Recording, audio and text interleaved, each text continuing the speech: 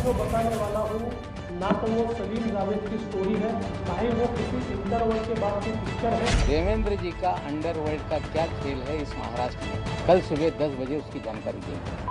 मुंबई के गुनहगारों से आपने जमीन क्यों खरीदी? नवाब मलिक कल सुबह अंडरवर्ल्ड का हाइड्रोजन बम मुंबई में गिराएगा। બોમ્બના જવાબમાં હાઇડ્રોજન બોમ્બ।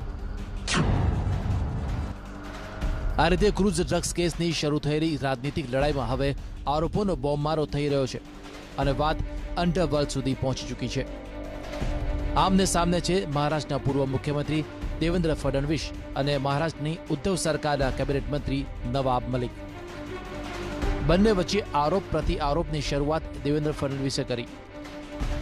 તેમણે આરોપ લગાવ્યો કે નવાબ મલિક અને તેમના પરિવારના અંડરવર્લ્ડ સાથે સંબંધ છે, જેનો જવાબ આપવામાં નવાબ મલિકે જરાય વાર ન કરી।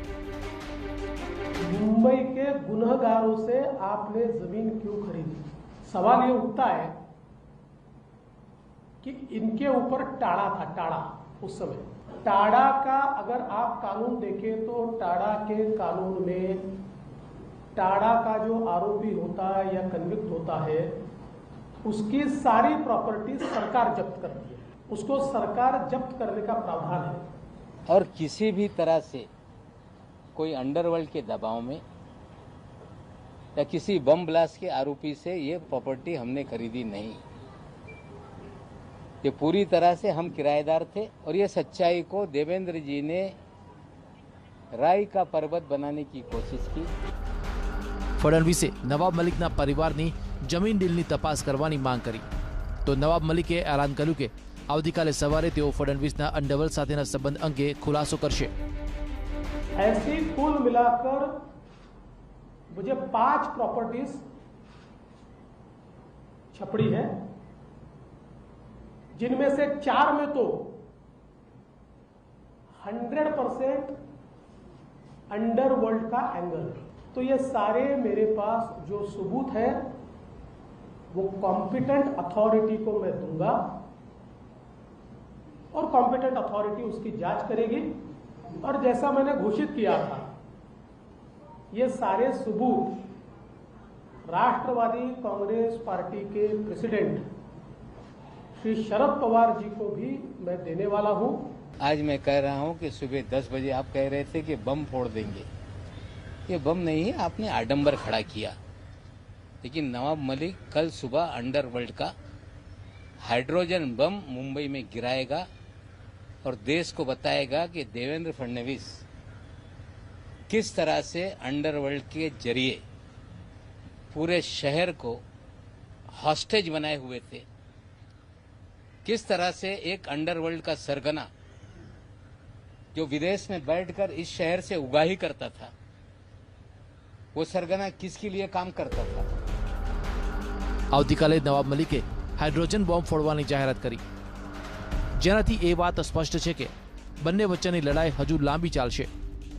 ખાસ વાત તો એ છે કે ક્રૂઝ ડ્રગ્સ કેસથી શરૂ થયેલો વિવાદ હવે અંડરવર્લ્ડ સુધી પહોંચી ચૂક્યો છે। जब डील ही नहीं हुई तो दलाल ने पैसे किससे लिए? आईएनसी का अर्थ इंडियन नेशनल कांग्रेस नहीं है, आईएनसी का अर्थ है आई नीड कमीशन।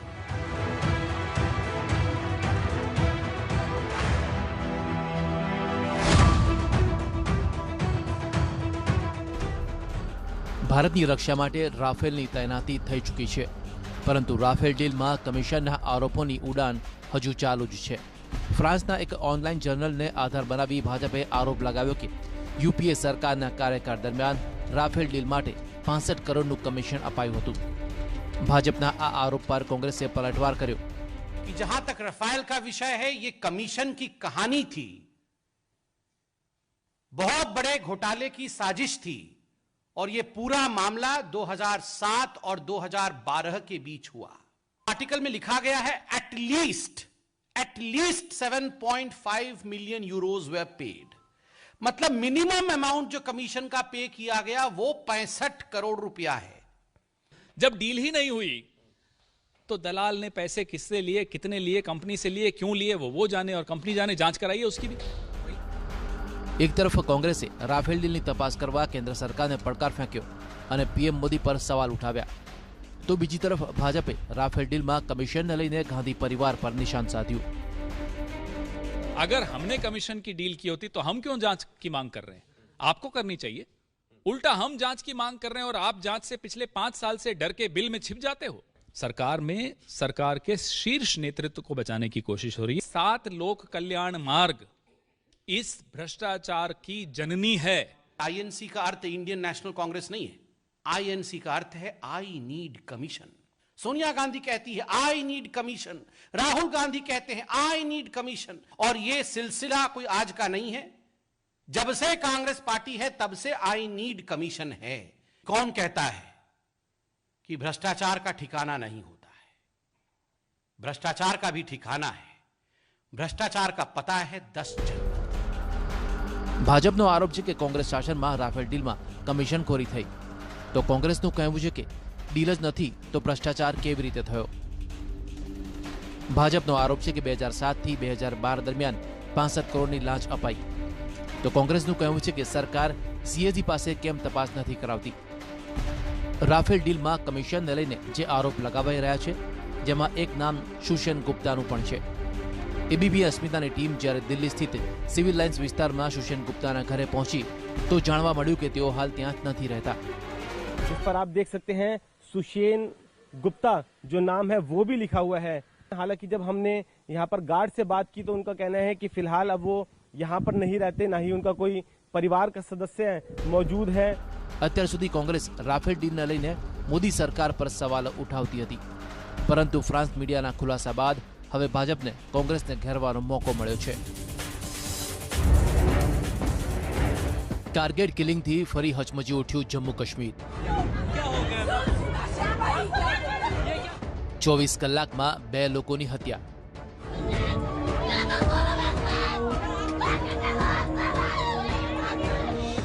પાકિસ્તાન વિરુદ્ધ ભભૂક્યો જન આક્રોશ.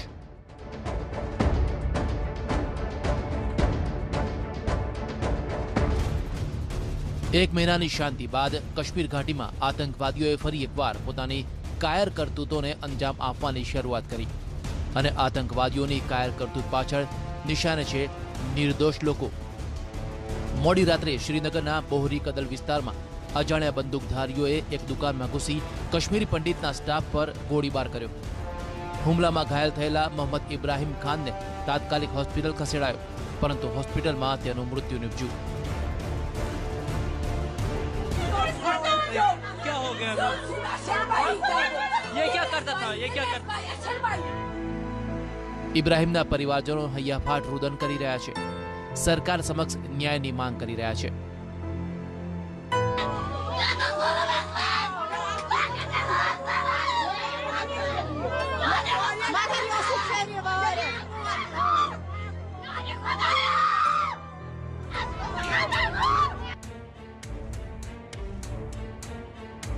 આ કેસમાં એક મોટો ઘટસ્ફોટ એ થયો છે કે શ્રીનગરમાં ગઈકાલે જે કાશ્મીરી પંડિત એવા સંદીપ માવા નામના વેપારીની દુકાન પર કામ કરતા સેલ્સમેનની હત્યા કરાઈ હતી, તે વેપારી ગયા મહિને જ શ્રીનગરમાં માર્યા ગયેલા કેમિસ્ટ માખણલાલ બિંદ્રુના સંબંધી હતા.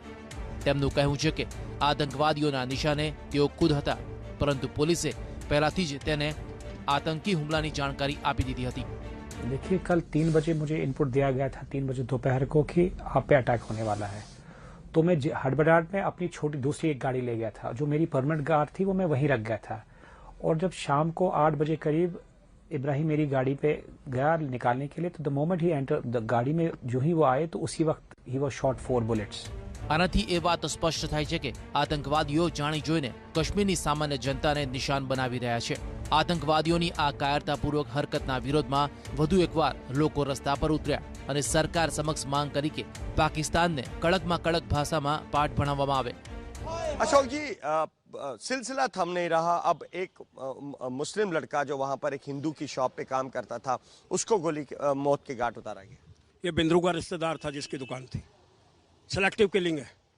जो कश्मीरी पंडित वहां रह गए हैं, किस तरह से यहाँ से भागे, और भाषण कुछ और होता है, राशन कुछ और होता है. ये सारी बातें प्लान्ड तरीके से चल रही हैं. और मैं सरकार से कहना चाहता हूँ, ये किस तरह कितने हिंदुस्तानी मारे जाएंगे, इसका अंत होना चाहिए. और अंत तभी होगा जब पाकिस्तान को कोई सबक दिखाने का हम प्रयास करेंगे। आतंकी हुमलानी घटना बाद जम्मू काश्मीરમાં સુરક્ષા દળો એક્શન મોડમાં છે। શ્રીનગરમાં સુરક્ષા વ્યવસ્થા સઘન કરવાની સાથે આતંકવાદીઓને શોધવા સર્ચ ઓપરેશન ચાલી રહ્યું છે। જો કે હજુ સુધી કોઈપણ પ્રકારના આતંકી સંગઠને હુમલાની જવાબદારી નથી સ્વીકારી, પરંતુ જે પ્રકારે હત્યાઓને અંજામ અપાઈ રહ્યો છે તેને જોતા એવું લાગે છે કે હુમલા પાછળ એ જ આતંકી સંગઠન છે જેણે ગયા મહિને 13 જેટલા નિર્દોષ લોકોની હત્યા નિપજાવી હતી।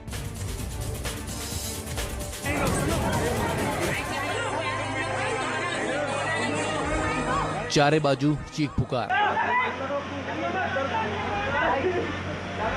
આ દર્દ અને માયુસી। દ્રશ્યો મધ્યપ્રદેશના ભોપાલની કમલા નહેરુ હોસ્પિટલની બહારના છે, જ્યાં મોડી રાત્રે હોસ્પિટલની બેદરકારી 4 માસૂમ બાળકો માટે જીવલેણ સાબિત થઈ। આઈસીયુ વોર્ડમાં આગ લાગતા 4 બાળકોના મૃત્યુ નિપજ્યા।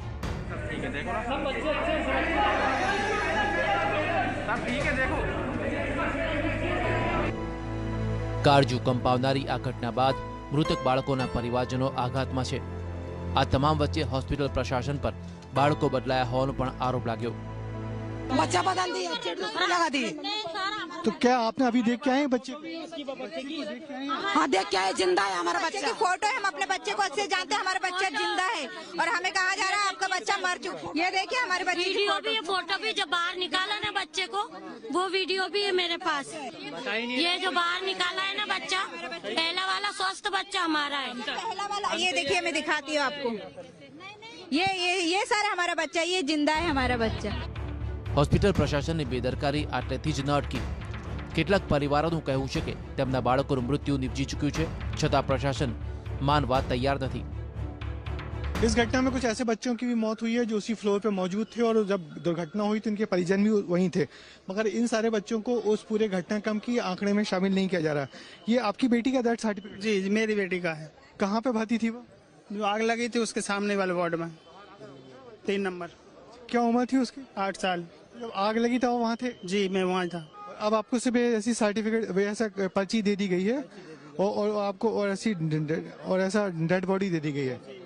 वो मान ही नहीं रहा कि उसमें कुछ हुआ है हमारी बच्ची का। आप क्या मान रहे हैं? सर हमारे हिसाब से तो उसी में हुआ है, धुएं से ही हुआ है जो भी हुआ है, क्योंकि ऑक्सीजन निकल गया था उसका उस समय। वो मतलब ऑक्सीजन लगा था, वो निकाल दिया गया था डॉक्टरों ने, तो धुआं इतना था, इतना ही दे रहा था कि मोबाइल की लाइट में नहीं दिख रहा था कुछ। દુર્ઘટના બાદ બાળકોના પરિવારજનો સાથે થતા અન્યાય પર કોઈ બોલવા કે સાંભળવા તૈયાર નથી, પરંતુ રાજનીતિ ખૂબ જ થઈ રહી છે। જે બાળકોના મૃત્યુ નિપજ્યા તેમના પરિવારજનોના દર્દ પર શિવરાજ સરકારે વળતરનો બલમ લગાવ્યો। घटना बहुत दुर्भाग्यपूर्ण है, मैंने गंभीरता से लिया, जांच के निर्देश दिए। एसीएस हेल्थ मेडिकल एजुकेशन जांच करके रिपोर्ट देंगे। ये लापरवाही आपराधिक लापरवाही है, इसमें जो भी दोषी होगा उसके खिलाफ एक्शन होगा। हम इसको आसानी से नहीं ले सकते। શિવરાજે વળતરની જાહેરાત તો કરી। કોંગ્રેસ કાર્યકર્તાઓ ભોપાલની કમલા નહેરુ હોસ્પિટલ પહોંચ્યા અને ત્યાં વિરોધ પ્રદર્શન કર્યું। કોંગ્રેસના નેતાઓનું કહેવું છે કે આ ઘટના પાછળ શિવરાજસિંહની સરકાર જવાબદાર છે। लापरवाही ये है कि जो महिलाएं वहाँ बैठी हुई है, जो परिजन हैं, उनको मिलने नहीं दिया जा रहा है, वो वहाँ मिल नहीं पा रहे हैं। और अभी मैंने ये अरेंजमेंट किया कि 3-3 महिलाओं को जाने दो, अपने बच्चों को देखने दो। फिर अभी बताया जा रहा है कि 7 का पोस्टमार्टम हो रहा है, तो ये क्या फिगर है ये कहीं अभी जानकारी नहीं है। तो कुल मिला के अफरा तफरी है और महिलाएं वहाँ पे परेशान हैं, चिल्ला रही हैं, रो रही हैं कि हमारे बच्चों को बचा लो, जिसकी सांस चल रही है उसको तो बचा लो। पूरी सरकार जिम्मेदार है, इनके मंत्री मुख्यमंत्री सब जिम्मेदार है और हाई कोर्ट सिटिंग जज से जांच होना चाहिए और प्रधानमंत्री सब मिलेंगे और भंडा फोड़ करेंगे कि किस तरह से स्वास्थ्य विभाग की सरकार फेल हुई है लोगों की जान बचाने। ભાજપ હોય કે કોંગ્રેસ તમામ રાજનીતિ કરી રહ્યા છે, પરંતુ આ ગોઝારી ઘટના બાદ ઉઠતા સવાલોના જવાબ કોઈની પણ પાસે નથી। સવાલ એ છે કે આખરે માસૂમોના મોત પાછળ કોણ જવાબદાર? હોસ્પિટલમાં આગ બુઝાવવાની કોઈ વ્યવસ્થા કેમ નહોતી? સમય રહેતા બાળકોને કેમ ન બચાવાયા? કોની બેદરકારીથી આગ લાગી? સવાલ માસૂમ બાળકોની જિંદગી સાથે જોડાયેલા છે, એટલા માટે શિવરાજ સરકારે ઘટના પાછળના દોષિતોને વહેલામાં વહેલી તકે સજા અપાવવી જોઈએ। और एक खानदान का पूरा खानदान वसूली के लिए निकल जाता था। अपने खानदान के पास चले जाए मुख्यमंत्री जी, उत्तर प्रदेश का भला हो जाएगा। उत्तर प्रदेशના રાજકીય જંગમાં આજે ચર્ચામાં રહ્યો ખાનદાનનો મુદ્દો। બદાયુમાં अलग अलग પરિયોજનાઓનું ભૂમિપૂજન કરવા પહોંચેલા મુખ્યમંત્રી યોગી આદિત્યનાથે નામ લીધા વગર અખિલેશ યાદવ અને તેમના ખાનદાન પર પ્રહાર કર્યા, તો પલટવાર કરવામાં અખિલેશ યાદવ પણ વાર ન કરી। पहले नौकरी निकलती थी और एक खानदान का पूरा खानदान वसूली के लिए निकल जाता था। खानदान में भी कोई ऐसा रिश्ता नहीं था जो महाभारत की याद में दिलाता रहा हो। कोई चाचा था, कोई काका था, कोई नाना था, कोई मामा था, कोई भांजा था, कोई भतीजा था, कोई बबुआ था, कोई किसी रूप में काम करता हुआ दिखाई देता था। काला धन कौन लेके चला गया, कितनी बड़ी संख्या में भारत से लोग विदेश चले गए, भ्रष्टाचार खत्म हो जाएगा। लेकिन बड़े पैमाने पर भ्रष्टाचार बढ़ा है और उत्तर प्रदेश का भ्रष्टाचार तो सब सीमाओं को तोड़ चुका है। इतना भ्रष्टाचार उत्तर प्रदेश में चल रहा है और हर स्तर पे चल रहा है। योगी आदित्यनाथे नाम લીધા વગર આરોપ લગાવ્યો કે પહેલાની સરકાર નિયુક્તિમાં ગેરરીતિ આચરતી હતી, તો અખિલેશ યાદવે સવાલ પૂછ્યો કે આપની સરકારે અત્યાર સુધી કેટલાકને નોકરી આપી? नाम पर पैसा वसूल लिया जाता था, नौजवानों की नियुक्ति नहीं होती थी, क्योंकि जब व्यापक धांधली होने लगती थी कोर्ट उसको स्टे करता था। मुख्यमंत्री जी बताएं, जो बड़े बड़े होर्डिंग लगा रखे हैं दिल्ली में कि आपने इतने बड़े पैमाने पर बेरोजगारी फैलाई है, कितनों को नौकरी आपने दी है। भारतीय जनता पार्टी को अपनी उपलब्धियां बतानी चाहिए कि उन्होंने 4.5 साल में क्या काम किया। ઉત્તર પ્રદેશની ચૂંટણીને આડે અંદાજે 100 દિવસનો સમય બાકી છે। એવામાં સીએમ યોગી આદિત્યનાથ અને પૂર્વ સીએમ અખિલેશ યાદવ વચ્ચે જે રીતે જુબાની જંગ શરૂ થયો છે, તેનાથી એક વાત સ્પષ્ટ છે કે આ વખતની ચૂંટણીમાં ભાજપ અને સમાજવાદી પાર્ટી વચ્ચે સીધી ટક્કર જોવા મળશે।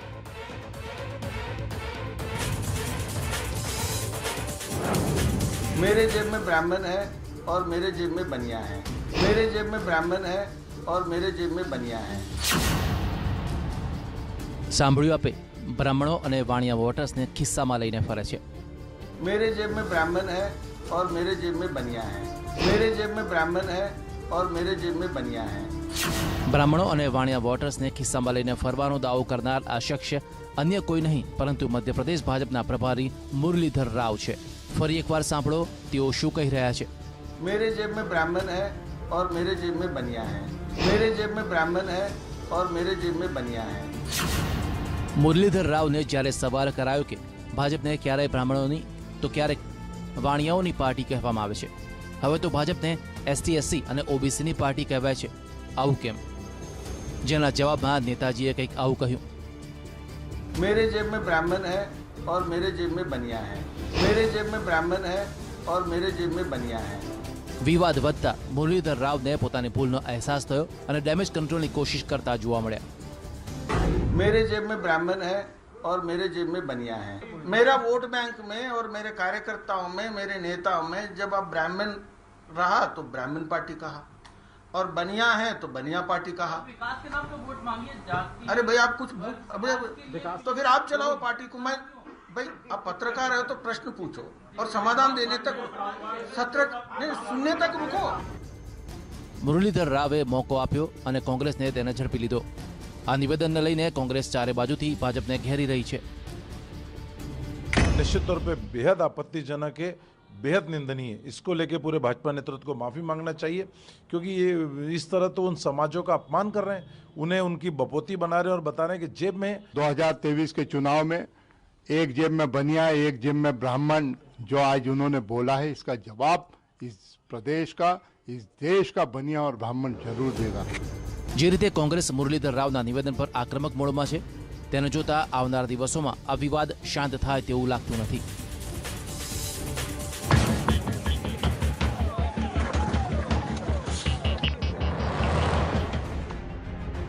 લખીમપુર હિંસા મામલે આજે એ વાતનો ખુલાસો થયો કે ફાયરિંગ થયું હતું કે નહીં, અને જો ફાયરિંગ થયું હતું તો ગોળી આરોપીની બંદૂકમાંથી ચાલી હતી કે નહીં। હિંસા દરમિયાન 3 હથિયાર જપ્ત કરાયા હતા, જેની ફોરેન્સિક તપાસમાં ઘટસ્ફોટ થયો કે હિંસા દરમિયાન મુખ્ય આરોપી આશિષ મિશ્રાની રાઇફલથી ફાયરિંગ કરાયું હતું। અન્ય આરોપી અંકિત દાસની પિસ્ટલમાંથી પણ ફાયરિંગ કરાયું હતું। અંકિતના ગનમેન લતીફની રિપીટર ગનથી પણ ફાયરિંગ કરાયું હતું। આનાથી એ વાત સ્પષ્ટ થાય છે કે કેન્દ્રીય ગૃહ રાજ્યમંત્રી અજય મિશ્રાના પુત્ર આશિષ મિશ્રાની રાઇફલમાંથી ફાયરિંગ કરાયું હતું। પૂર્વ સીએમ અખિલેશ યાદવે સુપ્રીમ કોર્ટની ટિપ્પણીનો ઉલ્લેખ કરી આરોપ લગાવ્યો કે સરકાર લખીમપુર ખીરી હિંસાના મુખ્ય આરોપીને બચાવી રહી છે।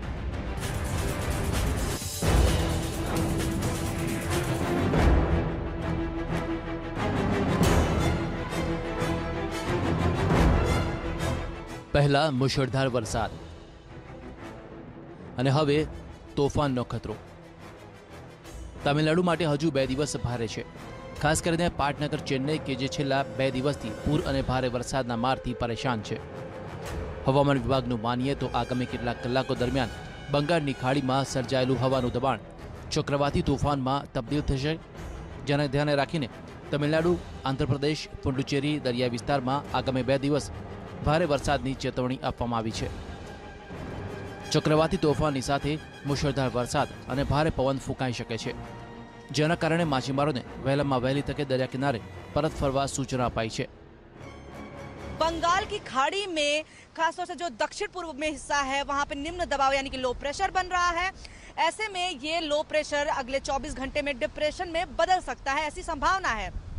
यह लो प्रेशर लगातार उत्तर दिशा में बढ़ रहा है, जिसके चलते जैसे ही ये तमिलनाडु और बाकी जो तटीय क्षेत्र हैं वहां से टकराएगा तो एक तूफान की स्थिति आएगी, जिससे जोरदार बारिश और तेज हवाएं चलने की संभावना है। On 10th, we are expecting, in case if this low pressure is becoming depression and moves to the north, then Chennai city might receive heavy to very heavy, possible there with extreme heavy possibilities also there. ચેન્નઈમાં છેલ્લા 2 દિવસથી 20 સેન્ટીમીટરથી વધુ વરસાદ ખાબક્યો છે। સ્થિતિ વર્ષ 2015ના પૂર જેવી સર્જાઈ છે। રસ્તા પર બોટ ચાલી રહી છે, અનેક સોસાયટીઓ જળમગ્ન છે, ઘરમાં પાણી ભરાયેલા છે। एसडीआरएफ અને एनडीआरएफની ટીમ રાહત અને બચાવના કામમાં લાગેલી છે। और हमारे सामने ये एक सरकारी हॉस्पिटल है, सरकारी अस्पताल है, यानी कि अगर आपको जाना है तो यहाँ से हो करके जाना होगा। आप देखिए लोग यहीं से ही निकल रहे हैं किस तरह से एक एक करके। और अंदर हम आपको बता दें कि रिहैबिलिटेशन सेंटर भी है दिव्यांग लोगों के लिए, और अंदर सुविधाएं जो है वो कितनी पहुंच पा रही हैं ये भी लोग बता रहे हैं कि बहुत ज़्यादा सुविधाएं नहीं हो पा रही, क्योंकि पानी काफ़ी है। और आप हमारे सामने देखिए कि किस तरह से जो मरीज हैं उनको जाना पड़ रहा है। ચક્રવાતી તોફાનના ખતરાને ધ્યાને રાખી તમિલનાડુ અને પુડુચેરીની શૈક્ષણિક સંસ્થાઓ આગામી 2 દિવસ માટે બંધ રાખવાની જાહેરાત કરાઈ છે। ચેન્નઈ નગર નિગમે શહેરમાં ભારે વરસાદી પાણીના નિકાલ માટે 500 સ્થળે પમ્પિંગ મશીન લગાવ્યા છે। ડ્રેનેજની સિસ્ટમની સફાઈ ચાલી રહી છે, જેથી ભારે વરસાદ આવે તો પણ શહેરમાં પાણી ન ભરાય। यहाँ पे आपको एक जेसीबी दिखाई देगी जिसके जरिए पानी निकालने की कोशिश हो रही है। दरअसल यहाँ एक नाला है, एक सीवेज है, ड्रेनेज है, जहाँ पे कि वो ब्लॉक हो चुका था। अब जेसीबी के जरिए इसे निकालने की कोशिश की जा रही है ताकि ये साफ हो तो पानी जो है यहाँ से बड़े नाले की तरफ जा पाए। ચેન્નઈમાં પૂર પીડિતોની મદદ માટે અલગ અલગ વિસ્તારમાં રાહત કેમ્પ બનાવાયા છે। આ ઉપરાંત લોકોના ભોજનની પણ વ્યવસ્થા કરવામાં આવી છે। ખુદ મુખ્યમંત્રી સ્ટાલિન પૂર પ્રભાવિત વિસ્તારની મુલાકાત લઈ લોકો સુધી મદદ પહોંચાડી રહ્યા છે। તમિલનાડુ, આંધ્રપ્રદેશ, પુડુચેરીની જનતાને સતર્ક રહેવાની અપીલ કરવામાં આવી છે। જ્યાં સુધી જરૂરી ન હોય ત્યાં સુધી લોકો ઘરની બહાર ન નીકળે।